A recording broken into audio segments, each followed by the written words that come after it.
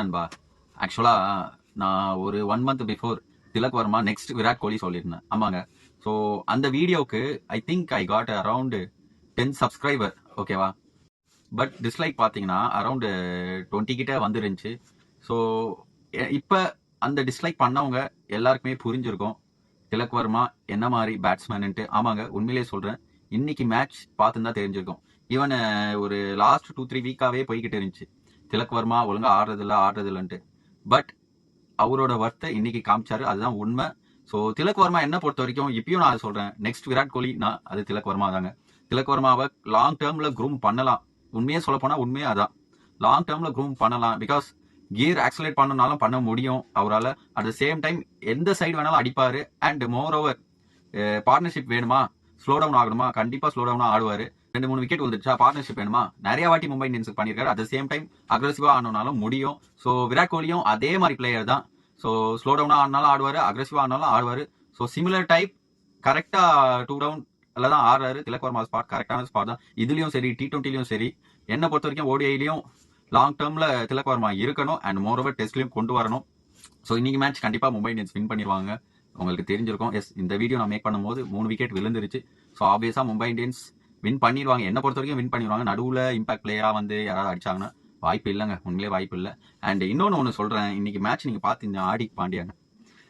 So Mumbai இந்தியன்ஸ்க்கு one of the biggest weakness என்ன பொறுத்த வரைக்கும் பார்த்தீங்கன்னா ஹார்திக் பாண்டியா. நான் ரோஹித் சர்மா கிட்ட இருந்து அவர் கேப்டன்சி வாங்கினால சொல்றேன்னு நினைக்கிறேன். அதெல்லாம் ஒன்ஸ் அப்பான டைம் இருந்துச்சு, அந்த கோவம், அது ஃப்ரஸ்ட்ரேஷன்லாம் இருந்துச்சு. பட் இப்போ அந்த ஃப்ரஸ்ட்ரேஷன் இருக்கா கேட்டிங்கன்னா யாருக்குமே இல்லை. மும்பை இந்தியன்ஸ் ரோஹித் சர்மா ஃபேன்ஸுக்கு யாருக்குமே இல்லை. பட் ஹார்திக் பாண்டியா கையில ரோஹித் சர்மா கிட்ட இருந்து வாங்கி ஹார்திக் பாண்டியா அதை ஒழுங்கா யூட்டிலைஸ் பண்றாரா இன் பிரசன்ட் இப்போ வரைக்கும் பண்றாரான்னு கேட்டீங்கன்னா கண்டிப்பா இல்லைங்க. ஸோ இன்னைக்கு கூட பாருங்க 18 ரன். ஸோ எப்படி சொல்றது, தீபக் சகர் அது மாதிரி பிளேயர் வந்து போடுற, போல்ட் வந்து போடுற பிளேஸ்ல இவர் வந்து போட்டுக்கிட்டு இருக்காரு. நம்ம வந்து உங்களுக்கே தெரிஞ்சுக்கோம், ஹார்திக் பாண்டியா ஒரு பெஸ்ட் பவுலரா கேட்டீங்கன்னா இல்ல, ஒரு ஆவரேஜ் பவுலர் தான். ஸோ அப்படி இருக்கும் போது அவரு இந்த ஃபர்ஸ்ட் ஓவர் வந்து போடணுமா, செகண்ட் ஓவர் வந்து போடணுமா, உங்களுக்கே தெரிஞ்சிருக்கோங்க. கிரிக்கெட் பொறுத்தவரைக்கும் தி பெஸ்ட் யார் இருக்காங்களோ அவங்க தான் ஓப்பன் பண்ணுவாங்க. பேட்டிங்லும் சரி, பவுலிங்லும் சேம், தி பெஸ்ட் யாரோ அவங்க தான் ஓப்பன் பண்ணுவாங்க, பவுலிங் போடுவாங்கன்னும் போது ஹார்திக் பாண்டியா வரது ரொம்ப ரொம்ப தப்புங்க. ஸோ 18 ரன், ஒரு ஓவரில் 18 ரன்னா சும்மா கிடையாதுங்க. ஸோ இதுவே லாஸ்ட் ஓவர் அது மாதிரி இதெல்லாம் 18 ரன் கொடுத்தாருன்னா கண்டிப்பாக ஹார்திக் பாண்டியா போட்டால் போகும். ஸோ அப்படி இருக்கும் போது அவரு கரெக்டான ஓவரை யூட்டிலைஸ் பண்ண மாட்டேங்காரு. என்ன பொறுத்த வரைக்கும் அவர் எப்போ போடணும்னா பவர் பிளே முடிஞ்சிட்டு, ஸோ ஒரு 9th ஓவர்லேருந்து 15th ஓவருக்குள்ள போடலாங்க. ஒரு 2 ஓவர் போடலாம், அவ்வளோதான். 4 ஓவர் போடலாமா கேட்டிங்கன்னா இல்லை, கண்டிப்பாக ஒரு 2 ஓவர் அட்ஜஸ்ட் பண்ணுறதுக்கு தான் அவர் என்ன பொறுத்த வரைக்கும். ஸோ பெரிய பெரிய தப்பு பண்ணுற, பவுலிங் ரொட்டேஷன் பண்ண தெரியல. மோர் ஓவர் பவுலிங் ரொட்டேஷன் கொடுங்க, அவர் எந்த இடத்துல போடணுன்ட்டே அவருக்கு தெரிய மாட்டேங்குது. ஸோ அதுதான் பிரச்சனையா இருக்கு. ஸோ அவருக்கு எந்த ஓவரில் எங்கே போடணும்னு தெரிஞ்சாலே பவுலிங் ரொட்டேஷன் கரெக்டாக பண்ண தெரியும். அவருக்கு அது சுத்தமாக அது தெரிய மாட்டேங்குது. பவுலிங் ரொட்டேஷன் ஏனோ தானும் பண்ணுறாரு.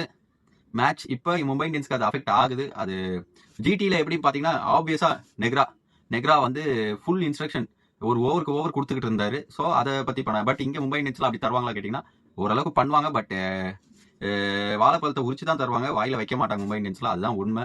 ஸோ ஹார்திக் பாண்டியா என்னை பொறுத்த வரைக்கும் கேப்டன்சியை கொடுத்துடணும். அதிவிரைவில் இந்த சீசன் ஜெயிக்கலன்னா கொடுத்துருவாரு, இல்லை பிடுங்கிடுவாங்க, அதுதான் உண்மை. அப்படிப்பட்ட ரோஹித் சர்மா கிட்ட இருந்தே 3 சீசன் ஆடல சொல்லி பிடிங்கிட்டாங்க. நம்ம ஹார்திக் பாண்டியா ஏமாத்துறோம். And moreover batting wise ஆடுறாரா பார்த்தீங்கன்னா இல்லைங்க, அவர் தான் ஒஸ்டா ஆடிக்கிட்டு இருக்காரு. அஸ் கேப்டன் அவர் தான் பெர்ஃபார்ம் பண்ணணும். பட் அவர் ரொம்ப ஒஸ்டா ஆடிக்கிட்டு இருக்காரு.